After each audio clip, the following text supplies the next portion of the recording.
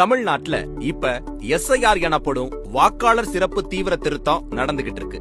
தேர்தல் ஆணையம் நம்ம வாக்காளர் அடையாளத்தை வெரிஃபை பண்ற இந்த முறையில இங்குள்ளவர்கள் மட்டுமில்லாமல் வெளிநாட்டில் வாழும் இந்தியர்களும் தங்கள் வாக்காளர் அடையாளத்தை முறையாக வெரிஃபை செய்ய வேண்டும். வெளிநாட்டில் வாழ்ந்து வரும் இந்திய குடியுரிமை கொண்ட வாக்களிக்க தகுதியுள்ள வாக்காளர்கள் SIRல பங்கேற்க தேர்தல் ஆணையம் தனி வழிமுறையை கொடுக்கிறது. இன்னும் இந்திய குடியுரிமையிலேயே வெளிநாடுகளில் வாழும் NRI எனப்படும் இந்தியர்கள் தங்கள் இந்திய வாக்குரிமையை உறுதிப்படுத்தவும் 18 வயசு நிரம்பியவர்கள் இந்திய வாக்காளரா சேரவும் SIRல கலந்து கொள்ள வேண்டும்.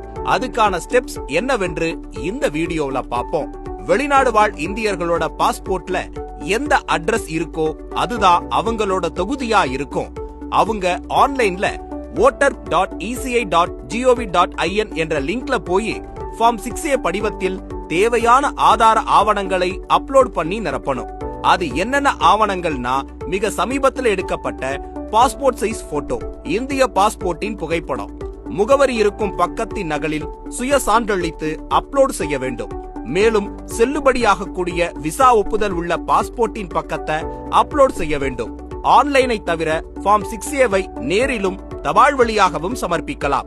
இந்தியாவில் இருக்கும் வெளிநாட்டு வாழ் இந்தியர்களோட குடும்ப உறுப்பினர்களோ அல்லது தபால் வழியாகவோ இந்த படிவம் சமர்ப்பிக்கப்பட்டால் மேலே குறிப்பிட்ட அனைத்து ஆதார ஆவணங்களும் சுய சான்றளிக்கப்பட வேண்டும்.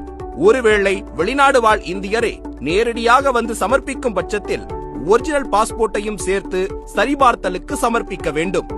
ஆன்லைனில் படிவத்தை சமர்ப்பித்தவுடன் பயனர் எண் ஒன்று வழங்கப்படும். தபால் அல்லது நேரில் படிவம் சமர்ப்பிக்கப்பட்டால் அதற்கான ரசீது அல்லது ஒப்புதல் சீட்டை கேட்டு வாங்கிக் கொள்ள வேண்டும். ஆன்லைனில் ஃபார்ம் 6A படிவத்தை சமர்ப்பித்த பிறகு வாக்குச்சாவடி அதிகாரி அவங்களோட பாஸ்போர்ட்டில் குறிப்பிடப்பட்டுள்ள வீட்டு முகவரிக்கு சென்று ஆவணங்களின் நகல்களை சரிபார்க்க விசாரிப்பார். ஒருவேளை வீட்டில் உறவினர்கள் இல்லாமல் இருந்து அல்லது ஆவணங்களை சரிபார்த்தலுக்கு ஒத்துழைப்பு கொடுக்க தயாராக இல்லை என்றால் அந்த ஆவணங்கள் சரிபார்ப்புக்காக சம்பந்தப்பட்ட இந்திய தூதரகத்திற்கு அனுப்பப்படும். ஃபார்ம் 6Aவில் கொடுக்கப்பட்டுள்ள முகவரிக்கு போஸ்ட் மூலமும் மொபைல் எண்ணுக்கு மெசேஜ் மூலமும் தேர்தல் வாக்குப்பதிவு அதிகாரியோட முடிவை தெரியப்படுத்துவாங்க. தலைமை தேர்தல் அதிகாரியோட இணையதளத்திலையும் வாக்காளர் பட்டியல்களை பார்க்கலாம்.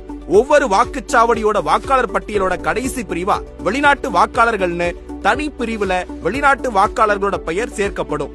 வாக்காளர் பட்டியல்ல திருத்தம் பண்றதுக்கு ஃபார்ம் 8 பயன்படுத்தி கொள்ளலாம்.